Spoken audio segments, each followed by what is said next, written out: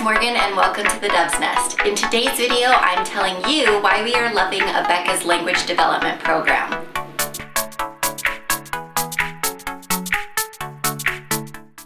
Alright, so when I purchased this language development program with our Abeka Preschool Curriculum, I genuinely thought it was just an accompaniment to the language arts program, which was the Animal Alphabet Friends flashcards as well as the phonics program that they had. It was a little book that we're no longer using, but anyway, it came along with that. Now we are taking a letter of the week approach with our curriculum. We are using Abeka's Animal Alphabet Friends flashcards, as I mentioned in our curriculum video, which I will be sure to link up here.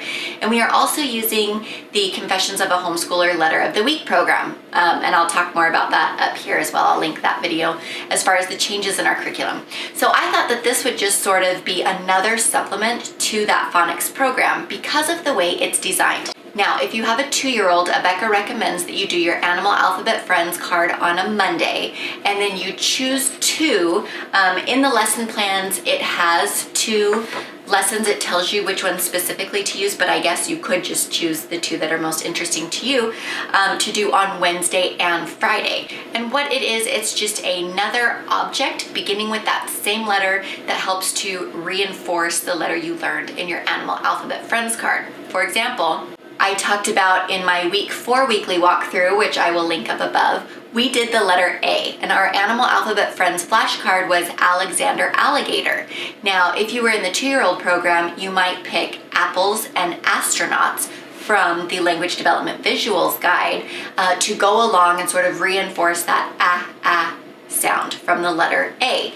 Now, if you're a 3-year-old, there are up to 4 lessons in here to accompany the Animal Alphabet Friends flashcards. That way you're doing the animal on Monday and then the 4 accompanying language development visual cards and the lessons in this book the other 4 days a week.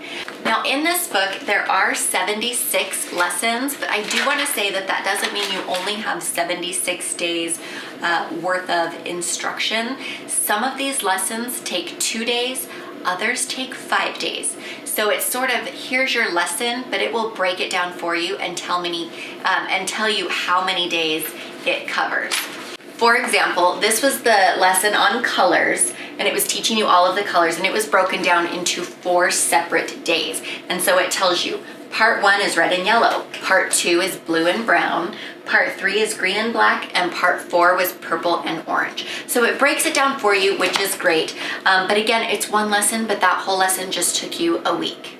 As we get deeper and deeper into this book, we are falling in love with what it has to offer. I want to tell you, this is not a supplemental phonics program. It's really nice that the objects it talks about goes along with our letter of the week, but this is not language arts and this is not phonics. This book is a preschool, TK or K4, and even kindergarten aged appropriate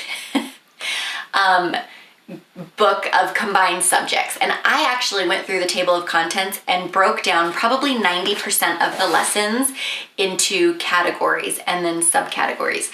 And so what this book actually covers, you guys, is your preschool, K4, kindergarten, science, social studies, math concepts, and Bible. That's 4 subjects in 1 curriculum.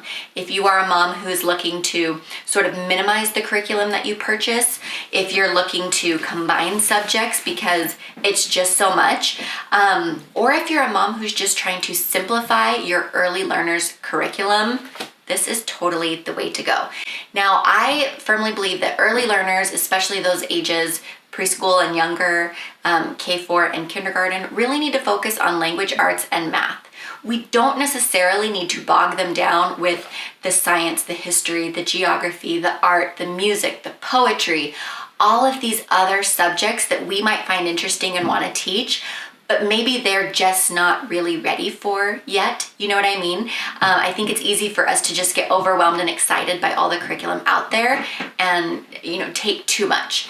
So this is a really great way to incorporate some other subjects besides the Fab Four, right? The letters, numbers, colors, and shapes. Throw this in there and you have science, you have history, you have geography, you have math, you have Bible. And so I'm going to talk a little bit more about those categories now. So as I mentioned, I went through and took probably 90% of those categories and split them up. The other 10%, I wasn't really sure because they could go into multiple categories. So for any of those topics, if you want to take more of a unit study approach rather than a letter of the week approach, you totally can. So in science, I came up with zoology, ecology and habitats, botany, astronomy, anatomy, earth science, and transportation.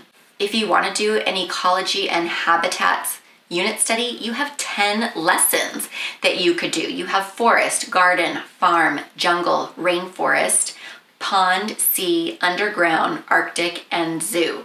So that's 10 different lessons right there, a 10 lesson unit study on ecology. Zoology, there are 21 different animals spoken about. And then for social studies, I came up with geography and cultures, history, community helpers, and habits and life skills. If you wanted to do a geography and cultures unit study, while it doesn't talk about continents, there is one country from each continent talked about, except for Antarctica. It's sort of Arctic is the topic there. But you have one country from every continent that you can talk about. There's some maps. It talks about where it is on the map. It talks about the people there, what they do, and then even cultures, for example, Eskimos and Indians. So you could go into that unit study a little bit further. And then we also have Bible.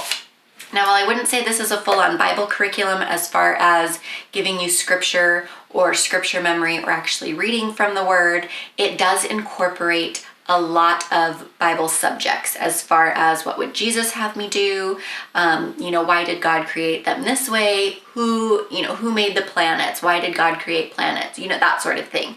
It does take a very Christian approach. So this book has been so much fun. We are taking the letter of the week approach, but if we weren't, this is how I would do it. I would absolutely purchase something like this and do separate unit studies.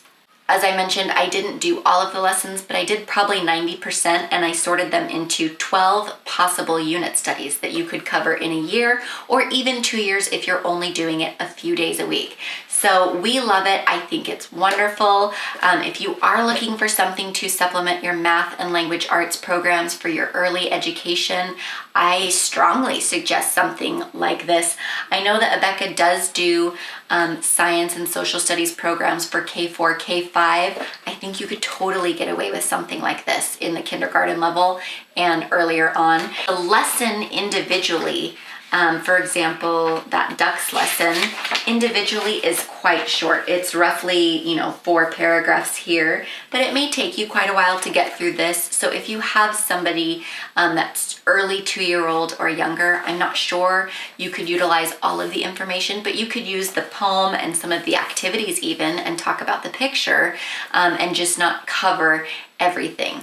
But yeah, we love it. We're having a great time. Again, I will do a further review at the end of the year when we're done using all of our curriculum, but so far we are just loving this. So I wanted to get on here and recommend that to all of you.